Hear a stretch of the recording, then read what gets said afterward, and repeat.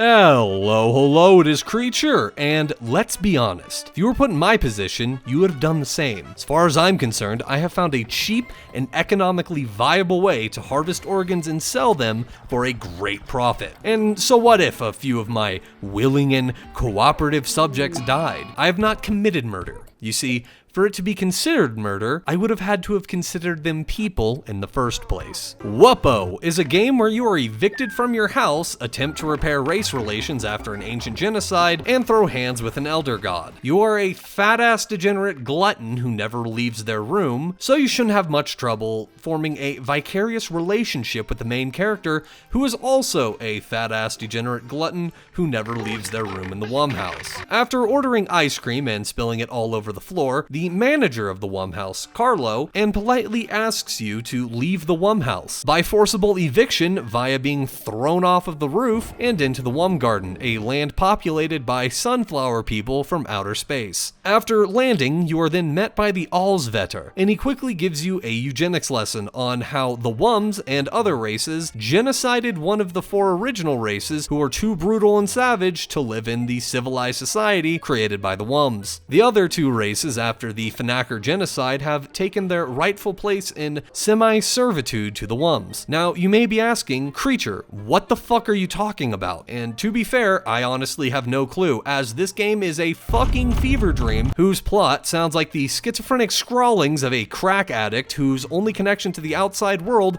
was Paper Mario and a book written by a certain Austrian painter. Now, before we get into all of that shit, let's talk about the art and visuals of this game. And overall, it looks pretty good. I ain't got any complaints. The 2D style is heavily incorporated into the world, as you are a 2D character existing on a 2-dimensional plane. Therefore, trains operate vertically. Lighting in this game is also extremely well done, with many of the items and hats that you get will give off their own light sources, and the actual time of the world is being taken into account with a full-on day-night cycle, even underground. And the music in this game is extremely well done. It feels memorable, it's nice and cozy, and I don't really have much to complain about. As shown earlier, Wuppo is an odd game, to put it lightly, because your main objective at the beginning is to get back into the Wum House after being forcibly evicted, and at the end of the game, it's throwing hands with an elder god, but more on that later. After the first 30 minutes of gameplay, it is fairly apparent that whoever made the story of this game's pharmacist mixed up their chlorpromazine for benzodiazepine, leaving us with this absolute gem of a game. Oh my god, is he on Fent again? I'll give my spoiler warning for it now, since this game goes crazy mode from the start. It is a solid 8 out of 10 game, and it is definitely worth your time.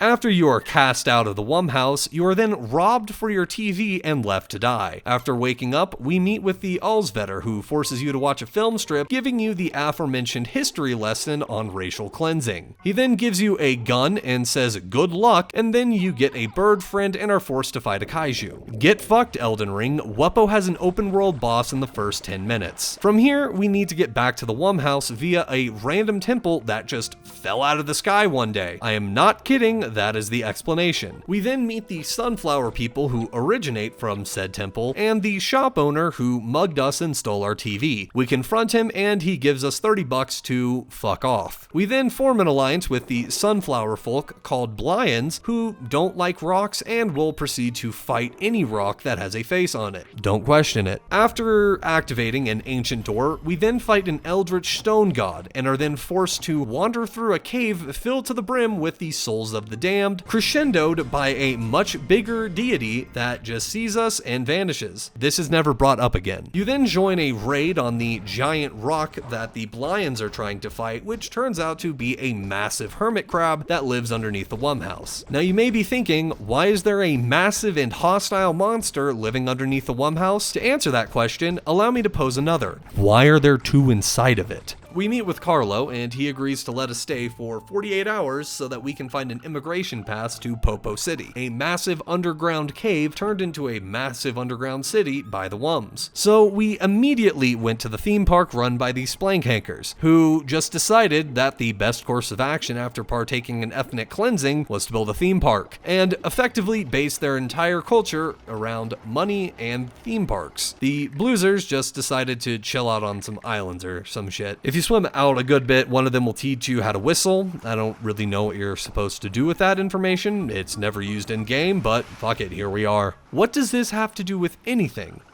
I don't know.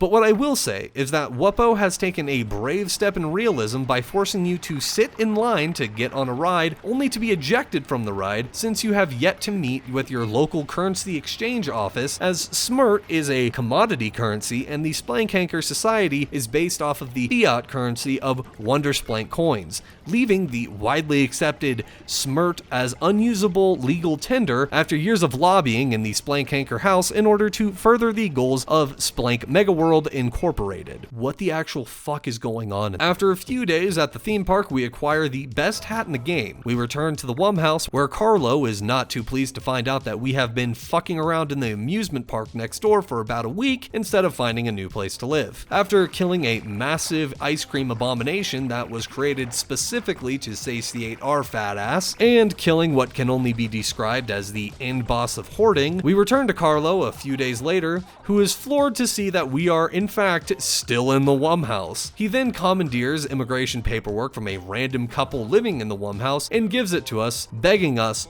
to please fucking leave. This allows us to board the train that again operates vertically, as the Wum world is in fact a two-dimensional world. Anyway, we take the train down to Popo City and stop off at a corner store and assist the shopkeeper with the bi-weekly Quasimorph invasion originating from the Shadanakar of the Wum world, localized entirely within his kitchen. We are then rewarded for our efforts by missing our train and a complimentary cup of Blappuccino, which I originally read as Brappuccino, but we're getting sidetracked. We then play a game of Wisest Wum and learn that our name is... After acquiring some currency, we get to Popo City, and after going through customs and immigration, we then meet with the local black market arms dealer who asks us to sign and eat a contract that ensures that we will not report any unscrupulous activity to the authorities. Not because we are getting a switch added to our gum gun, but because business is illegal in Popo City. And after getting the funny third hole drilled into our gun, we explore the bustling city where everyone is running around and working towards the town's credit. We head to the cinema of the old town and meet with the Alls Danker, a younger Alls vetter who has no qualms about reading other people's diaries. Popo City works on credit, where nobody is really paid. Instead, works for credit that is then added to the city's credit clock, where after reaching a certain threshold will activate the credit drill to dig out more areas to allow the city to grow, which will then allow for more credit to be gained and more expansion of the city to further facilitate further credit acquisition. Where the Wum House is a semi-authoritarian ethno-state supported by the labor of the other races, Popo City is a Kafkaesque authoritarian socialist ethno-state based on the collective acquisition of credit for the city. Anyway, after working for a bit, we meet up with a guy named Uberhenk. And Uberhenk is a local marine biologist who lives in a pineapple under the sea. However, he tells us that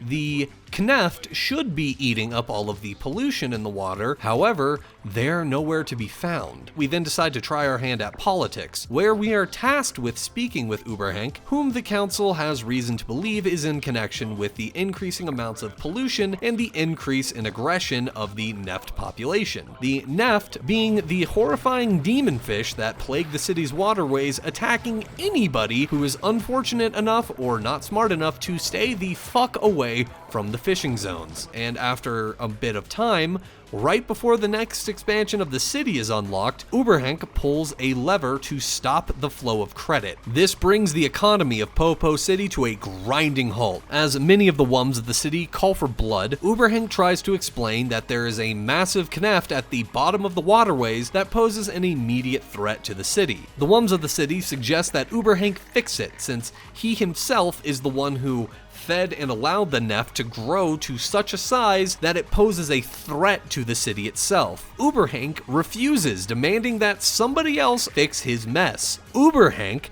is a piece of fucking trash. After taking an openly hostile wild animal into your care, allowing it to grow to such proportions that it poses an existential threat to Popo City that it warrants completely halting the fucking economy so that you can warn everybody without zero proof, mind you, and then outright refusing to fix his own shit, instead demanding that somebody else clean up his mess and refusing allow the credit flow to continue unless somebody does. Uberhenk should be fucking executed. And after trying to find some way to get some more money to buy the hazard diving suit, since dipshit up there decided to shut down the whole fucking economy on a whim, barring anyone from inside the town the means to defeat such a beast that we again have zero proof for, we are forced to partake in illegal commerce and facilitate a jail escape, thus granting us the funds we needed to get the diving suit. So we have the suit, and it's time to face off against the holy shit!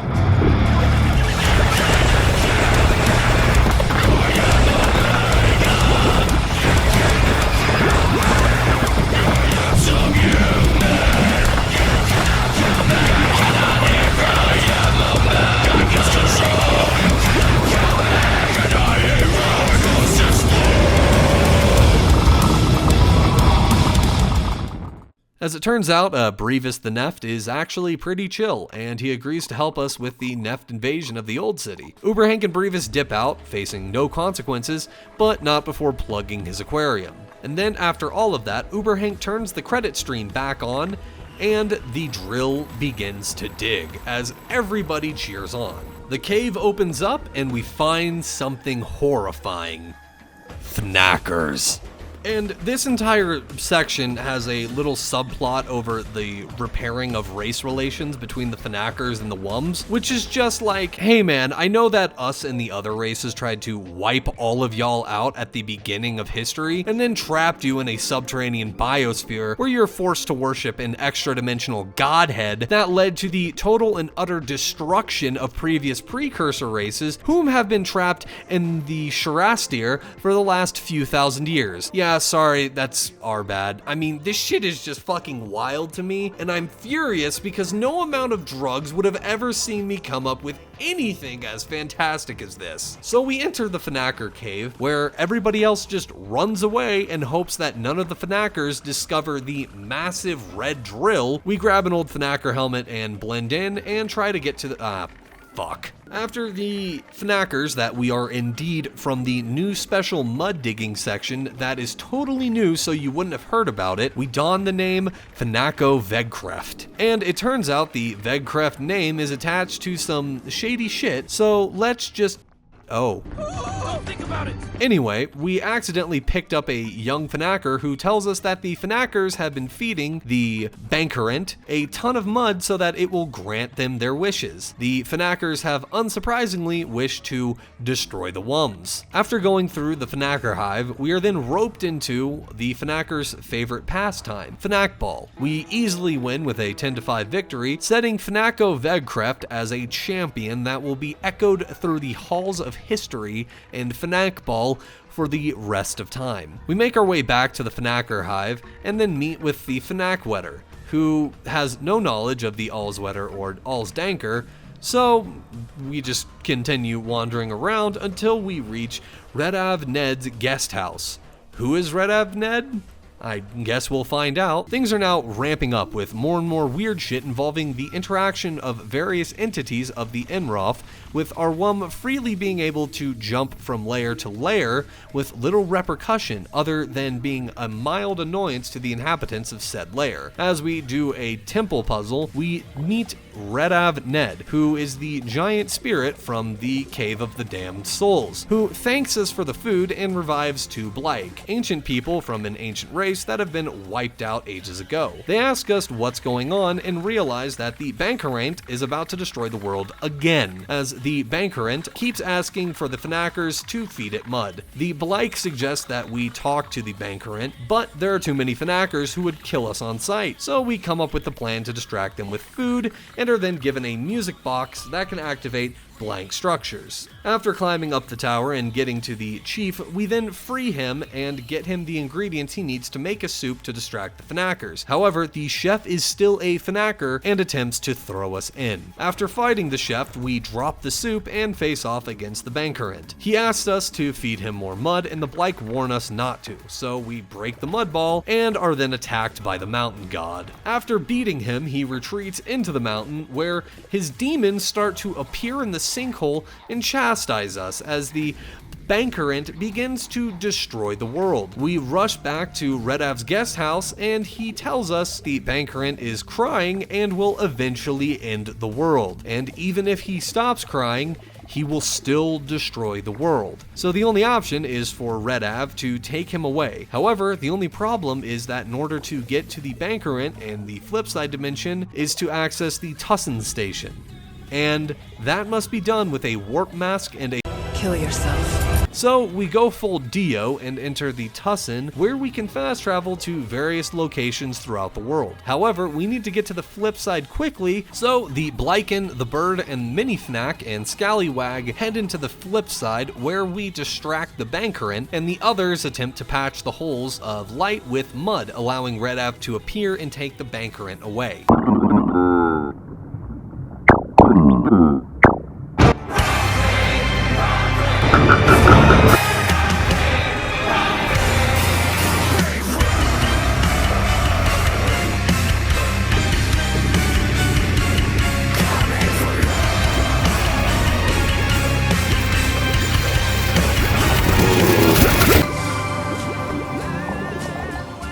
The final boss of this game is not a test of skill. It is buying time so that a higher entity can appear to take an elder god that wishes to destroy the world away to another dimension. And after that, we are given a post-game cutscene where we can see what everybody has gotten up to after the game ends. And the game ends with the fact that we have found our new home in the Tussin dimension, where Redav Ned has built us a house and where we peacefully live with the bird in the land between dimensions. And with that, the credits roll. If my little plot explanation was anything to go by, and I should mention that very little of this is hyperbolic, I genuinely think that you should buy and play this game for yourself. It is insanely unique and very, very well done. I really enjoyed this game, and the reasoning behind the 8 out of 10 score is just really down to the fact that I felt like it ended very abruptly, and I really wish that there was a lot more of this game to play around with.